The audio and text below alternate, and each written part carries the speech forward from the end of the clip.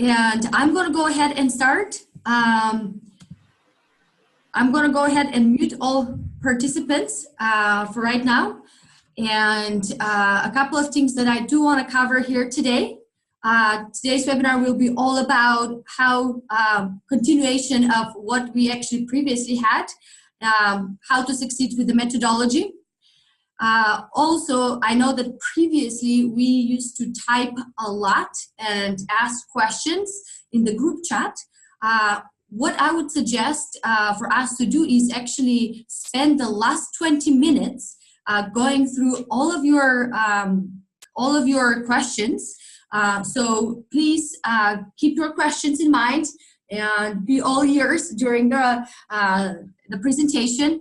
Ask any questions you have vocally, but the group chat sometimes can be a bit distracting, and we want to make sure that everyone gets the best out of this meeting.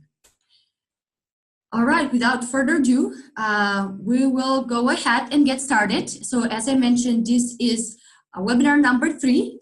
So thank you for all of you. I already recognize people who have joined us 3 times. So thank you for your loyalty and thank you for being with us. We will continue the discussion on how to use Preply methodology to its full potential. During today's agenda, what I have prepared is brief summary of webinar number 1 and 2. And then the rest of the time, we'll actually concentrate on challenges that you have shared with me that you have while using Preply methodology. The 2 points that I do want to really cover in more kind of extensive conversation are tips on how to get more students to take the placement test.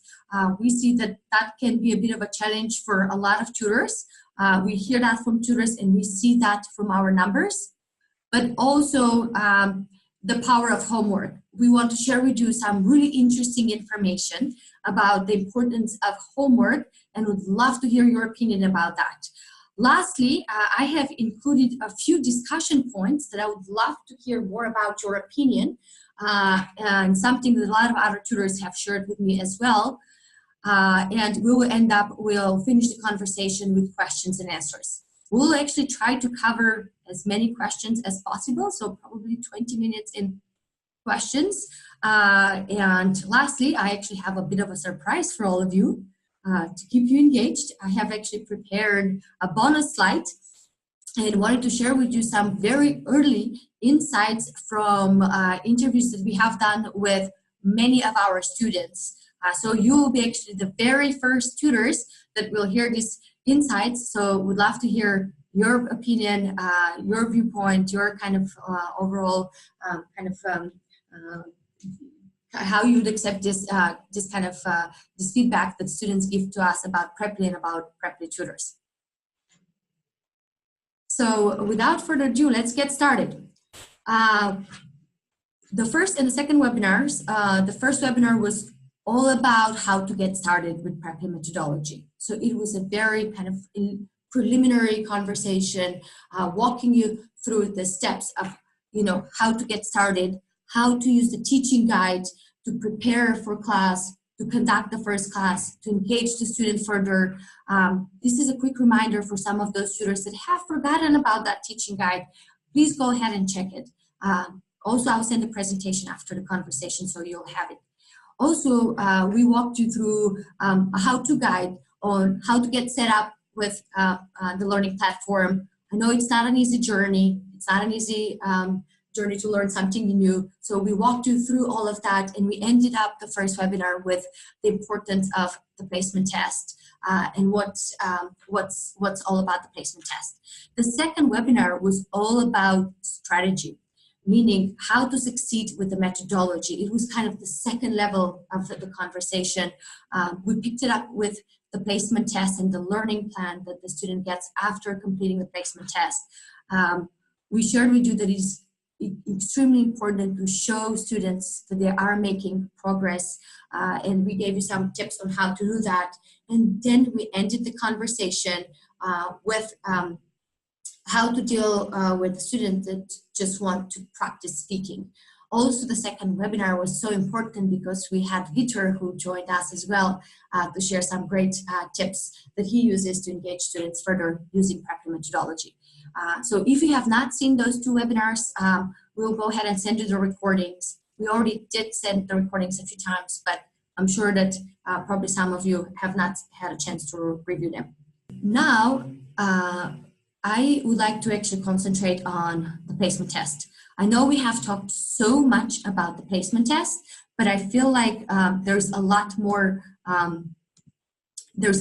information for us to cover, and there's a lot more understanding to be done about the importance of the placement test. A lot of you actually, we had a lot of conversations with Preply methodology tutors, and one thing that all of you shared was that it's very, very hard to get students to take the placement test. And honestly, we have seen that in the numbers.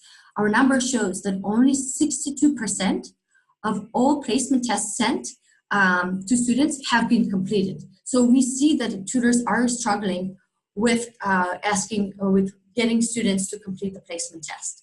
And we actually also spoke with a lot of our Preply methodology students, and we understood that the gap is misunderstanding of the purpose of completing the placement test. So a lot of students were unaware of what they get out of spending 1 hour completing a placement test. So because of that, we actually have put together some, of course, tips of how to convince students to take the placement test, because if they take the placement test, then they will be able, to receive this very specialized and tailored learning plan. So here are the top 4 tips, and I'll discuss them briefly one by one, and Chris actually will help me show you how to do that, and then we can have a brief discussion about what else you're doing to get your students to take the placement test. So Lisa, if you stop sharing, I can share my screen. Mm-hmm. Perfect. So as the very first one, as you were able to see, the very first tip is that, again, what we understood was that students were not understanding what they were getting from the placement test. So the first thing is, when you send the placement test, don't just say, hey, please complete this placement test, which, will help me understand your level. They don't understand what that means. So when you send them the credentials of the placement test, it is important, just create a template that explains what, how the test objectively assesses the student's English proficiency level in the CEFR framework, and what that means for that student. So that's kind of the tip number 1. Chris, do you want to add something here, or do you want me to continue? Yeah, no, that's great. I would say, like, what Elise is saying is exactly right. More communication is always going to be better than less, right? So over communicating, if you over communicate with a student, there's not really any negative consequences there. Under communicating with a student could just leave things in the realm of the unknown, where it's not clear to the student. So definitely develop your template, over communicate with the student, and communicate the benefits. That's number 1. Don't just rely on like sending the credentials and say, here, go. The other thing, one of the key benefits is definitely having a rubric so that you can objectively get a gauge on the student based on the CFR and these can-do statements, what they can and can't do. For a lot of students, just getting that kind of rubric and diagnostic is enough. And then I think the point that Elise is going to jump into next is one of the really key selling points for the student. Absolutely. And we discussed that, we touched base that during the second webinar, but it is really important to share with the students that by taking the placement test, they will receive and it will provide them comprehensive gap analysis and a very tailored learning plan based on the test results. So it's not just, hey, you'll receive some number or grade, but you will understand where you stand within your English proficiency, and you'll receive this gap analysis and tailored plan that will help us get closer to your goal. Yeah, that's exactly right. And I think you can really communicate that, myself as a tutor, I'm not just going to take a templated approach and throw you into it. This isn't a bricks and mortar language institute, which we've all had experiences at. This is a one-on-one relationship where I, as a tutor, am going to craft an actual plan for you that's specific to your gaps, and we're going to work through that. And I think, as teachers, we're not used to selling, right? It's a little bit uncomfortable. And then when we go to that first lesson, we don't really want to be a salesman. What we want to do is say, hey, here's this gap analysis that I've prepared. Here's an individual curriculum. And if you buy a package with me, these are the lessons we're going to work through that are specific to you. And as I learn more about you, I'm going to blend in some other lessons that I learned, through our relationship are relevant to you. Yes, absolutely. So again, to reiterate, during, when you send the credentials to the students to take the placement test, please explain first. You will get, you'll get assessment of your English proficiency level, and you'll get gap analysis and tailored learning plan to help us really achieve your goal in a more efficient and effective way. One thing that it's kind of an insight that I received from some of our tutors that I really want to share with you is that they actually made a lot of their students take the placement test by saying, hey, if you take the placement test, I am able to issue a certificate of completion of the placement test and your level, English proficiency level. So a lot of them were like, wow, I get this for free? Well, we all know in economic terms, nothing in life is free, right? But you have the possibility upon completion of the placement test to actually provide certificate to the student. And Chris will explain how to do that. Yeah, you just open up the results of the student, and you've got three options here. One of them is you can unlock it so that they can open it up on their side when they log in. The other option is you can print it as a PDF. And the third option here is that you can create a certificate. So that certificate, if I press it, it'll just download a PDF and you can send it over. Exactly. And I want to see, has anyone sent certificates? Has anyone tried to do that? No? Brenda? Oh, there we go. We have some. Yeah. Yes. Awesome. I will try. I will do it. I just hadn't realized it was there. Yeah, I haven't done it yet, but I'll surely do it. Very good thing. I haven't done it yet, but I'll surely do it. Yes. Oh, and Victor does it all the time. Oh, Victor. Great. Of course, Victor. He does it all. He is the super power tutor.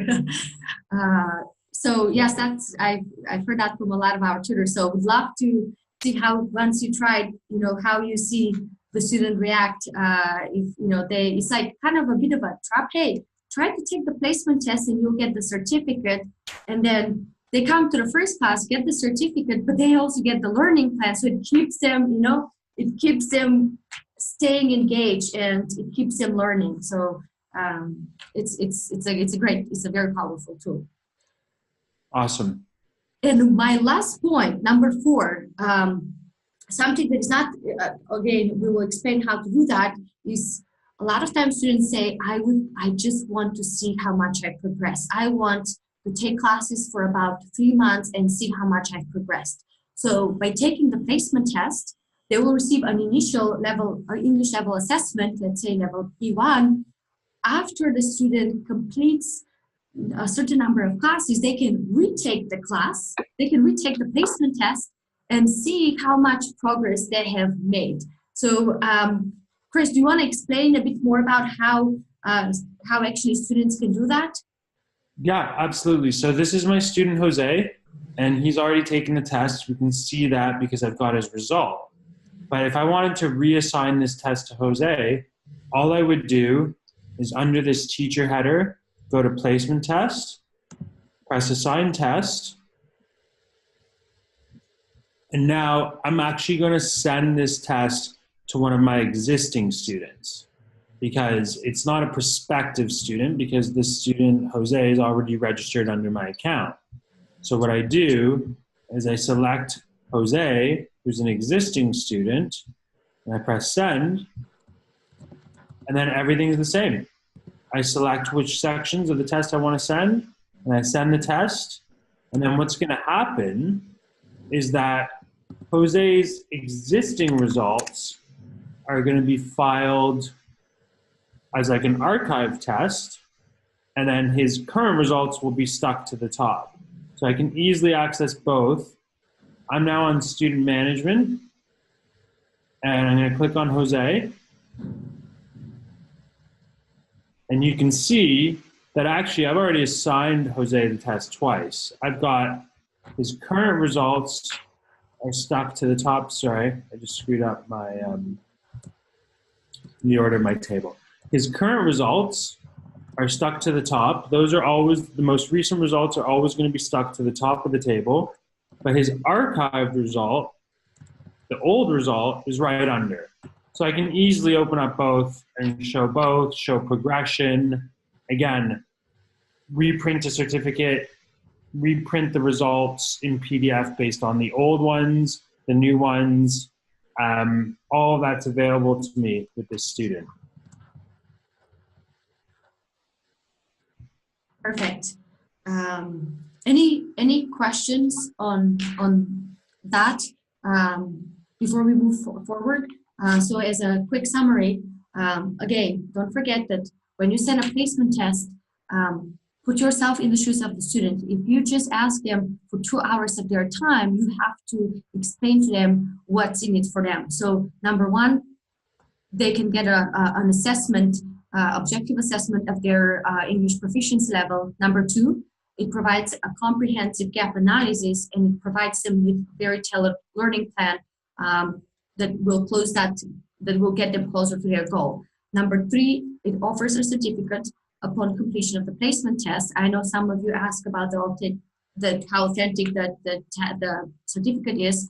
Again, if the student takes the placement test, if the placement test is developed by experts and methodologists, it provides an objective assessment of the student's current level, and it is actually included in their certificate. So it is, it's obviously not done for education purposes, meaning that it has passed TOEFL or SAT or some of those important exams, but it does provide an overview of their current English proficiency. And the last part is that they can track progress by retaking the test at the end, or at the end of their classes, and understand how much they have progressed. And Chris, if you don't mind, I will go and share my screen right now so we can continue. Yeah. But before that, I wanted to see if anyone has any questions, so we can address that first point right away. I do have a question, if it's all right. Yes, of course. All right. I'm looking at the challenge of trying to communicate with the students that has an extremely limited understanding of the L2 language. How do we get to communicate effectively to get them to appreciate the importance of the placement? Oh, that's a great question. It's when you've got very beginner students, like extremely beginner students in this situation. My suggestion would be one, when you're assigning the test. So I will just quickly share my screen here. When you're assigning the test, you actually have the ability to select the student interface language when you're setting up the student. So let's say that I was going to assign the test to a new student, someone who's not yet on my account. I go to placement test, I go to assign test, and in this case, I'm not going to send it to an existing student, I'm going to send it to a prospective student, a new student. When you're setting up the student's account, you can actually choose from these languages to translate the interface for that student into their native language. we've got some good coverage here. It's not everything, but hopefully we touch your students' native language. And then that being said, as far as getting the student to take placement test, I mean, you're going to need to be highly communicative from there, and making making use of Google Translate for all your interactions. It might even be to the point where you'd meet up on Zoom, have the students share their screen, and like you just walk them through a little bit of the mechanics of taking the test. Also, Great, thank you. Also, if their level is so low that they can't even read the test, they probably are level, A1. Yeah, I think that's right. And in that case, you may forego the test. Yeah, so that's exactly what I'm thinking. So at that point, the test is probably a bit irrelevant.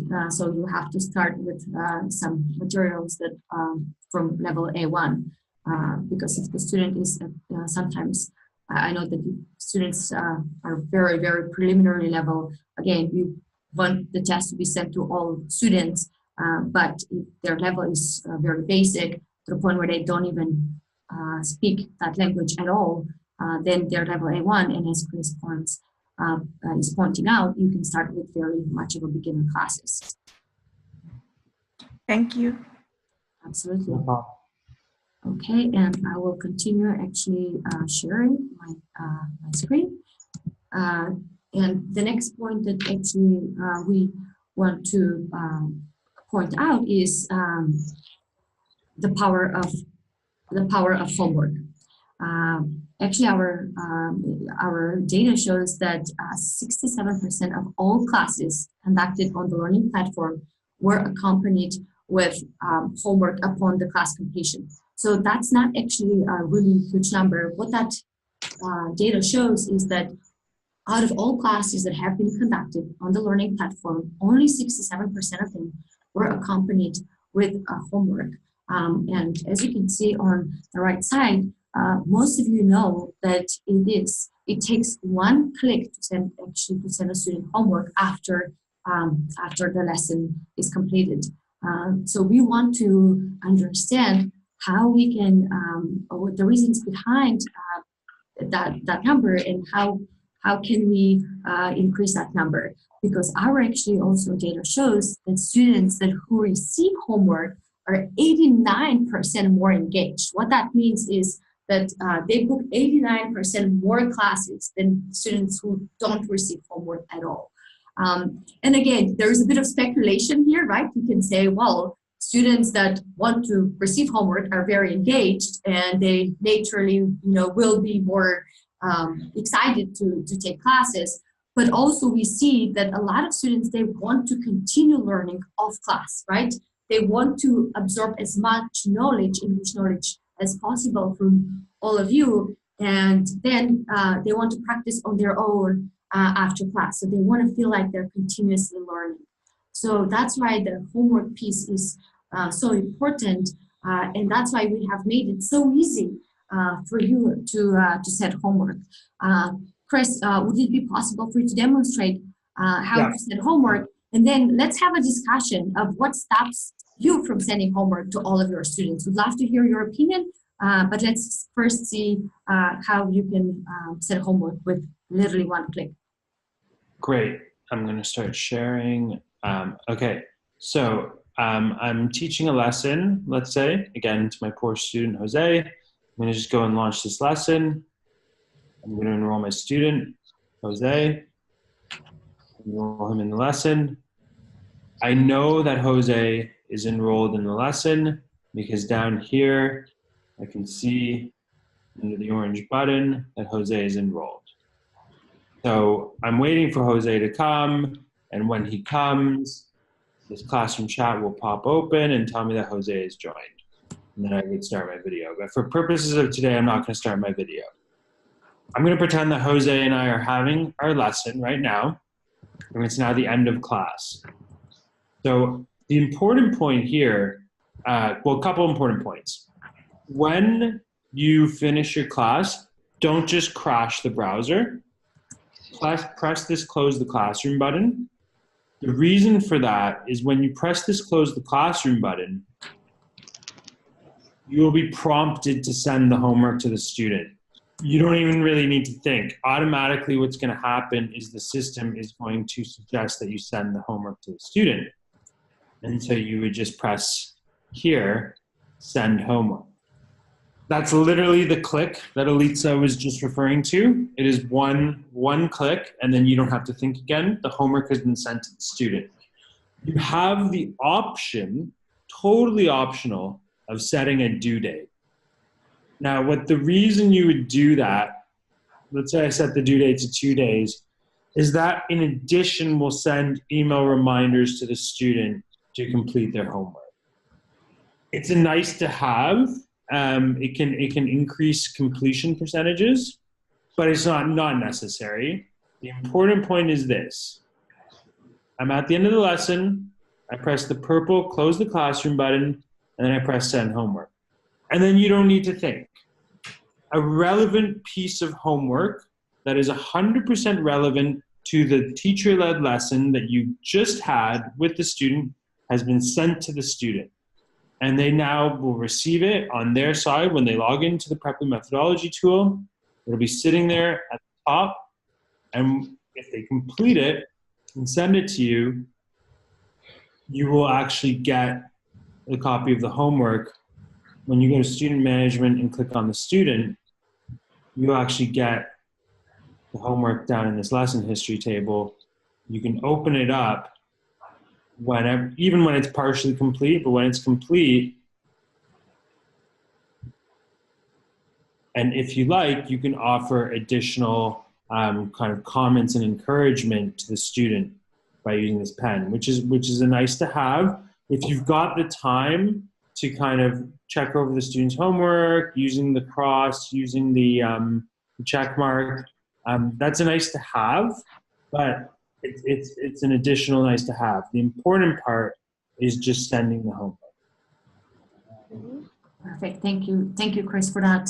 Now I do want to open it up more as a discussion. Would love to understand how you usually send homework. Do you send homework, and what really stops you from sending homework? Is it that students explicitly say they don't want homework? Is it anything else? Would love to hear your opinion.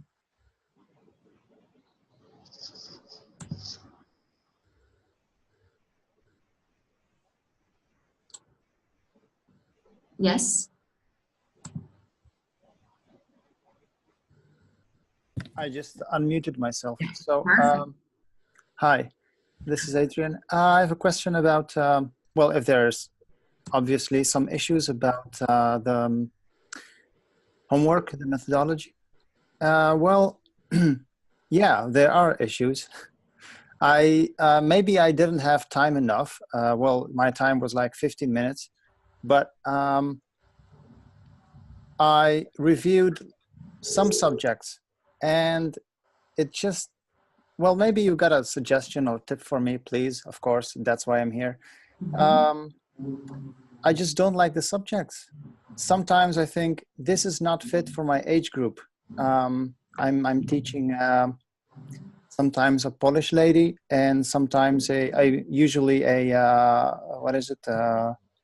Malaysian boy from, well, Penang, Malaysia. And the subjects I see are just really out there. And so I must say I have a subscription to teachthis.com as well. And I have, of course, Photoshop, and I have a PDF, editing material. So I can edit whatever I want to offline, and I can share it through, Zoom or Preply Space. And that's what I prefer. I have my own material, so that's lucky, of course. But if I would be unlucky, I would definitely spend more time on studying, the curriculum, what's out there on the on your methodology. But I didn't spend too much time on it because I thought, mine is better. But I'm not bragging. I'm just saying what does fit. I actually also asked via customer service some suggestions. They kind of said, I have it in writing, of course, but she kind of said, well, our age is 12 plus. Well, the age group is, my age group is 12. So I thought it would be good, but it's just not good enough. Sometimes I think, who are those people? What's the subject about? It's not really into his interests. So it's really, an issue is more, it's not that it's a bad material to teach. Definitely not. It's just, it may not fit the age group, but that's my question. What do you suggest? And, help Adrian, me out. that's a great question. Well, first of all, there's 750 lessons here. So you're talking about everything. I'm just in one category now. And I've got lessons from my daily routine to life on a farm, to life in Australia, to more advanced lessons on immigration, law and order, diet and nutrition. So there's a huge scope here. But of course, if you have the time to spend producing your own content, that's great. But most of the tutors that we work with, what they want is they want to spend their time teaching students so they can earn money. And they'd rather outsource the content development, which it might not be exactly how you make it. Of course, everybody has their own style, but it's coverage there that allows them to go out and teach more students, automatically send homework, and then the question, Yes. that's pretty much it. So of course, if you have the luxury of being able to spend your time building content, then go for it. That's fantastic. Yeah, and also another point is when you work with a lot of methodologies, you understand that there are certain kind of topics that fall in different levels. Meaning, if you're level A1, you can only talk about X, Y, and Z. If you're level A2, you can feel you feel comfortable speaking a bit about your food. And so these subjects are developed by experts. And please, if you're not speaking, please mute yourself. So these subjects have been developed by experts who, depending on if you're level P1, you can only discuss certain subjects, right? So of course, this is not all, one size fits all, and I'm sure that some subjects may not be relevant for students. But I do believe that the 750 classes have quite a lot of cover a lot of different areas, and I think that Adrian, Eric Stevens had a good point in the chat. If you ask your student what they want, what they're into, you can just type it into the search bar here, and if if your student's into sports and we seriously don't have a lesson on sports, then go for it, make your own, absolutely. But what we're trying to do, the goal here that we're trying to do, is save tutors time in lesson material production, so that they can go get more students and earn more revenue. And if that doesn't fit into your flow, that's totally cool. Yep. And also you can include a lot of your resources in the canvas, right? So if you say, okay, this subject is just covered, let's say sports and leisure, it's only covered partially. I really want to send this YouTube video, or I really want to send these materials that I have. Yes. It's perfect to also do that as well. Well, thanks for the answer. So I will definitely use it more. Yeah, it all comes down to, do you want to spend your time on weekends and evenings building PowerPoints? That may be better than these, maybe not, who knows, or you can just use these and go get more students. Totally up to you. Yeah, I have a question about that, but maybe later. I'm gonna let you fill your program. Great. Thank you for your answer. Sure, of course. I do want to get a few more questions if we have on homework. I guess that was not a specific question addressed to homework, but anyone who has a success story or anyone who set homework but was never reviewed, or anyone who actually, want to share. Hello, can I speak? Of course.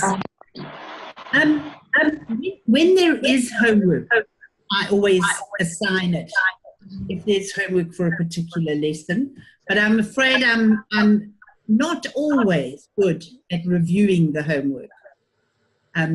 But you've inspired me now, and I will try harder. Yeah. The reviewing's really nice, right? Because I you know. can do comments on the work, and that creates, like, if you think about a viral loop, right? You've got the live teacher-led lesson. You then send a follow-on activity that is directly relevant after with the click of a button, and not a follow-on activity that you had to go make. That was just already there. Yeah, it's there. And then the student takes it, and you didn't have to send it physically to the student. The system did it. Then the student completes it in their own environment, submits it to you, you leave your comments, and that creates this kind of loop that, like, oh, the student's totally motivated to show up to the next class, rather than kind of a more manual approach. I think maybe because of my age and technology, everything is a process. It's not an event. Well, at all ages, everything is a process. We just need to make it a habit a bit, right? More and more. But I am enjoying off to class. I value the privilege of having something that I can work with my students. Thank you. Great to hear. And just one point, we actually have received a lot of feedback from students saying how much they value the time that tutors put off outside of class to review homework, to provide them with some additional information. So we know that they really appreciate this time and see it as helpful. And, worse, this is like a kind of like the worst case scenario. We know that we have a lot of tutors who have 8, 10, 15 classes a day. And if you are one of you actually have a lot of, students that day, you can, worst comes to worst, you can actually start the lesson with that homework and review it together with the student right on the spot. And Elitza, can you unmute our colleague, James Haywood? He just wants to say something about the homework. Hi, I think you can hear me, right? Yes. Yeah. Yep, okay. My name's James. I actually write the lessons and the homework for Off the Class. I'm the head of content for the site. So it's great to get the feedback from you guys. But one thing I'd like to mention is that you can actually access the homework within the lesson itself. So I won't do it now, but when you have the lesson open, you can actually, excuse me, above where the canvas is, there's a button that allows you to preview the homework with the student. If you do this, this is a magnificent way of getting students very acclimatized to the format. You can even choose to do it in the class. But once a student knows, before you sign off at the end, why not take the opportunity the first time around to say, this is what the homework looks like. Let's do a couple of the things. And that takes away all of the questions. I didn't know what to do. I didn't know where to start. And it really starts that feedback loop, which is vital. If you are going to have a pedagogically sound relationship with any student, the time between doing a lesson and sending that homework needs to be minimized. And we've made it instantaneous. And then that feedback loop, I know, Brenda, you said, I don't always have time to review. That's fine, but I will say that as somebody with scores of years of experience in English language teaching and content writing, I can tell you the time that time frame is vital, because the student gets so much benefit from receiving feedback, and you don't always have to leave extensive feedback.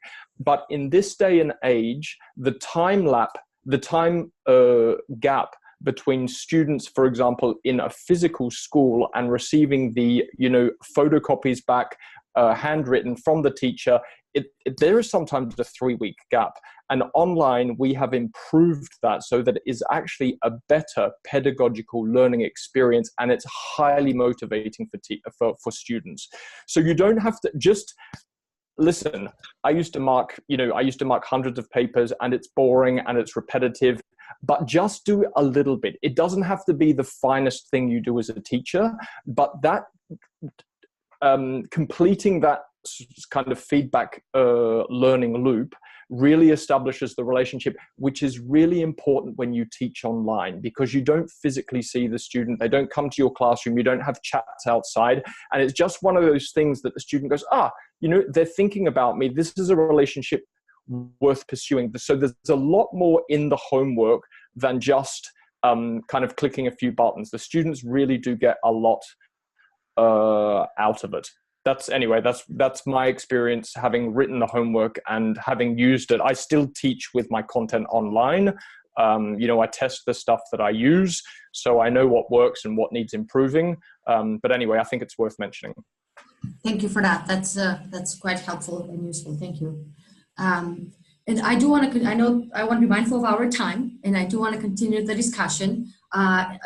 The last couple of points that I do want to make, and this is something that we have received quite a lot of questions on, are three main points. The first one is, can we use Preply Space, which is Preply's video platform, or other video platforms with the learning program?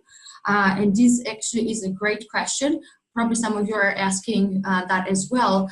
Currently, Preply Space, from a product standpoint, is not possible to use with the video, with the learning platform. Meaning, you have to have, if you want to use Preply Space, you have to have two different screens. So it's quite complicated. We are looking into the different solutions. However, feel free to use Zoom, as we have preferences on Zoom because it works really well and it's very well connected with the learning platform. Skype, if a lot of students I've heard from you prefer Skype. Again, if you are used to using Zoom, lead the conversation, help the student understand why Zoom is better, or ask him to try it. However, if you also prefer Skype, please feel free to use Skype. Again, it's whatever makes you feel more comfortable taking the classes and seeing and hearing the student. So again, Preply Space is currently not compatible. We're looking into solutions, and we will keep you updated. But if you're really struggling with Zoom and prefer Skype, you can go ahead and use Skype with your students. The second point is adding more student slots. I know some of you have reached your full student slots. Let's say you have 10 and you have reached that number. Please contact me, and we will add, if needed, more student slots. One thing to remember is you have to update your student slots. If you have added students and they're no longer active, or you no longer teach them, or you have not heard from them for several weeks to a month, then you should inactivate them to open up more slots. So keep that number updated, and make sure that you use the Preply methodology only for new students. It is intended, it's a program that is intended only for new students, and we would like to make, to share that with you, if for those of you who are not aware of that. If you have added some of your old students, that's okay, but going forward, we recommend that all new students that you receive are onboarded with Preply methodology and use the learning resources and materials to teach them using the methodology. And as I mentioned, we're going to go forward with my bonus slides. So for those of you who are not speaking, please mute yourself. This is the last slide, and then we'll open up the floor for some questions. What I wanted to share with you, and this is actually the first time we're sharing these insights, so I'm really excited about this and to hear your reaction. What we have done is we have interviewed quite a lot of Preply students, not only Preply methodology, but overall Preply students, and we asked them questions about Preply and about actually their tutors, what they valued the most about their tutors. So I know that a lot of you love hearing feedback from your students and love to hear what students value from learning with Preply Tutor. So I wanted to share literally just quotations from the kind of things that we hear, from some statements that we hear over and over again. So I have shared them here with you. I will go ahead and read some of them. And I wanted to understand if this is kind of surprising, if you're doing that already, or if you're open to implementing some of this actually insights into your upcoming classes with your new students to see how how students would react. So the first one is, my friend was taking classes once a week with a tutor, and he just said to her, you'd make a lot more progress if we talked twice a week. And she was sold and noticed the difference in learning. So you are the leader of how the student learns. So give them this advice, give them these tips. We all know that if you want to make progress in any language, just taking classes once a week is really not enough. So just giving these small tips to our students in a friendly way is important to them. The second one is actually appraisal. A lot of students share with us that they love to hear just some appraisal from their tutors. So I don't think I've ever had one of my tutors say, "Whoa, you are making a lot of progress." So this really keeps them motivated, keeps them learning. They want to get that confirmation that they are progressing, that they are learning. The next one is, I would like to have a test or something to check my progress. Clearly, the student is probably not taking classes with one of you because they have not seen our awesome placement test. But you can see that students are asking for a test. They would like to see their progress. Another one is, it's a sense of accomplishment afterwards, that no matter how tired I am, I'm still learning. So again, they want to feel that confirmation. Their money and effort is not wasted. So just, when you see they're making small progress, just give them that appraisal, share with them how, keep them motivated. The next one is, my tutor always asks at the end of the lesson, when do you want to meet again?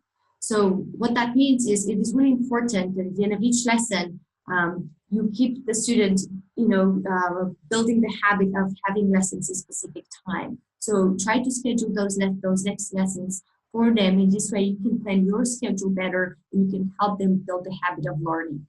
And the last one that actually I've seen quite often from students is, I find it very useful when my tutor corrects my mistakes.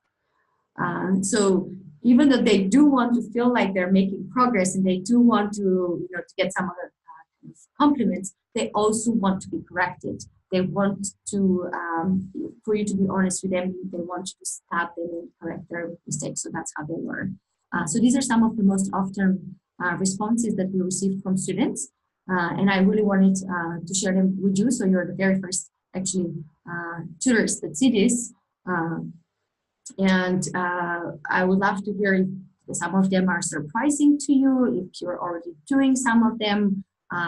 Any thoughts here? And if you want to talk, please unmute yourself.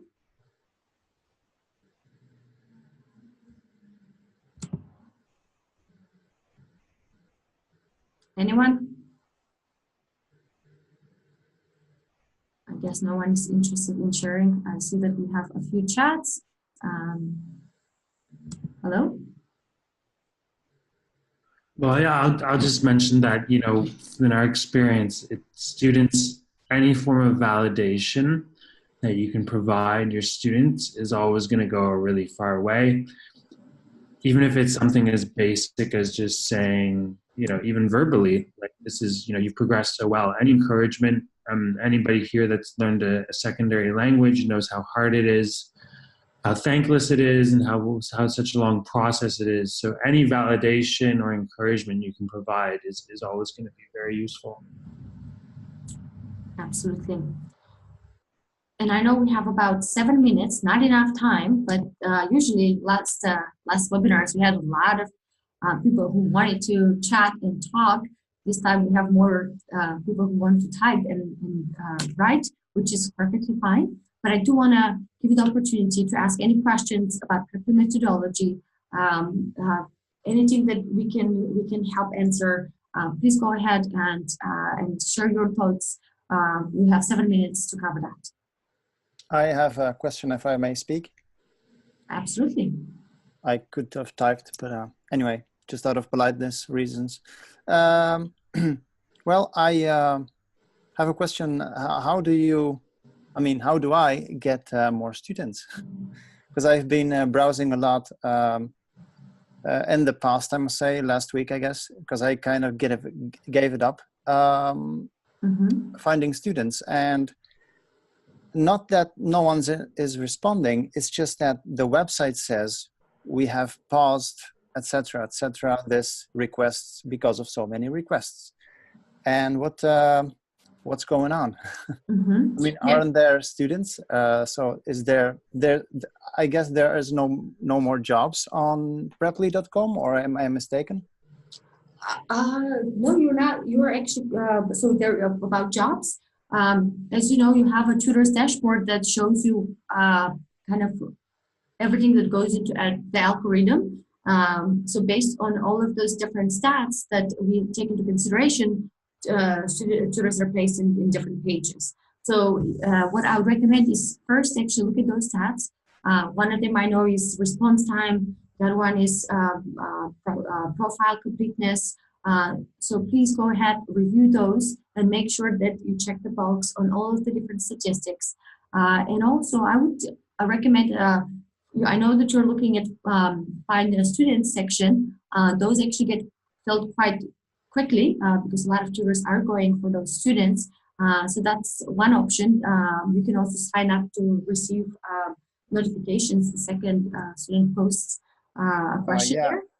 I try to do that, but it's somehow the link doesn't work, because I also asked some notification help via customer service. So we can discuss that again. That's not part of Preply methodology. We'll discuss that offline, and I'm happy to. Okay, yeah, I thought so. Okay, but sure, not a problem. And one last recommendation, number 3, is actually to look at previous students that you've had that didn't continue with you. Sometimes tutors forget those, and let them know. I know we had several tutors who mentioned that they went back to students that they have taught and shared with them that they're using a new methodology, and they would love to, to share with you the new methodology that uses placement tests, gap analysis, and a very tailored learning plan. And that's how they were able to re-engage those church students. So I think that might be a good strategy as well. I think I have something, just a few things to share. Sure.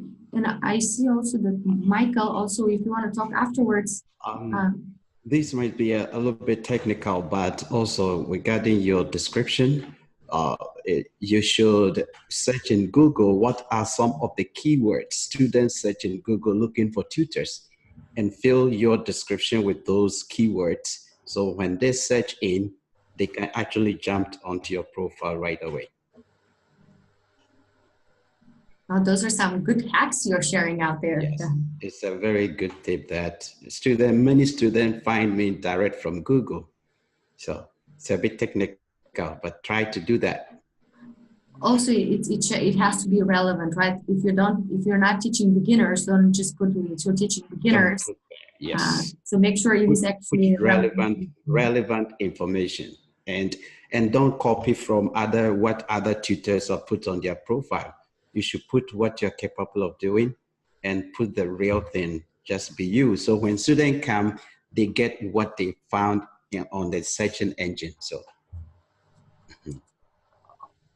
Yes, and I know that Michael wants to share something. Michael, I will go ahead and unmute you. Yes. Thank you. I've got a question for James. When I'm checking my homework, and sometimes I click the green, and all of them are correct. All of them highlight, tick, tick, tick, tick, tick, and it's very quick, but it doesn't always do it, only sometimes. And I want to know why it does it, and how do I make it do it all the time?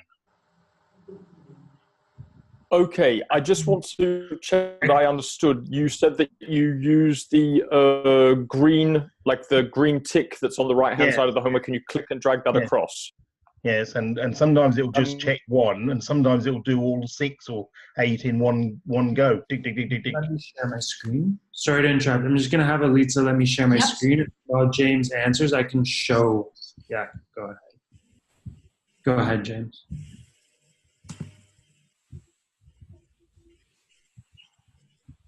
James, you can go ahead. So, Chris, you can probably describe. It's probably best if you're sharing the screen. You can actually describe how that works. Okay. So basically, when you're using the check mark and the cross function, you can use to either place it on a single question within a section, like there, I placed it on A1, or for ease of use, if the whole thing's, you deem the whole thing as valid, you can drop it on the top, and that'll. Okay. Thank you. And James, I love the homework. It's fantastic. Really good. Thank you. And I have to mention that Michael is one of our top tutors on Preply methodology. So he is definitely using the methodology quite often and to its full potential. So Michael, thank you for doing that. You're welcome.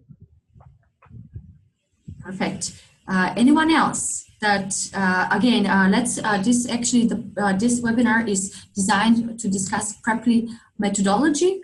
So if you have any further questions, I am happy to take them. But probably this is not the right place. I'm happy to discuss with them to share them with the right team. So please send me an email. You all have my email.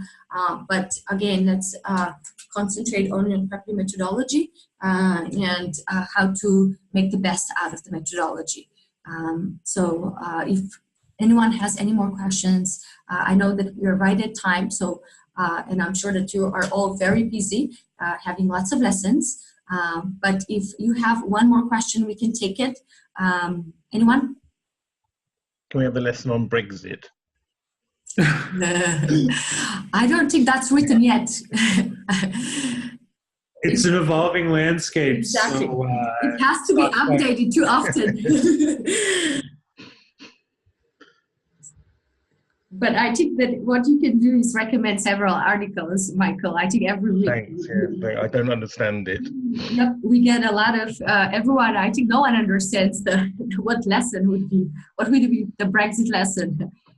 It's TBD in March, April. When you make the lesson, you can teach it to me. Thanks. Me as well. I'll take a class. I think also some of the British politicians as well. Great. Well, thank you very much, everyone, for joining. It was wonderful seeing some very familiar faces and meeting some new faces. I love this part. This is my favorite part of my job, just seeing all of you and talking to you and learning from you. As a next step, you will receive recording of the webinar. Hopefully, I didn't mess up recording it. Fingers crossed. I think I did it right. So you will receive that, as well as you will receive this presentation. Again, if you have any questions, you can address them to me directly at preplymethodology@preply.com or Elitsa, ELITSA @preply.com. I'm always here for you. Thank you again, and happy teaching on Preply. Thank you. Thanks for all the great questions. Bye, everyone.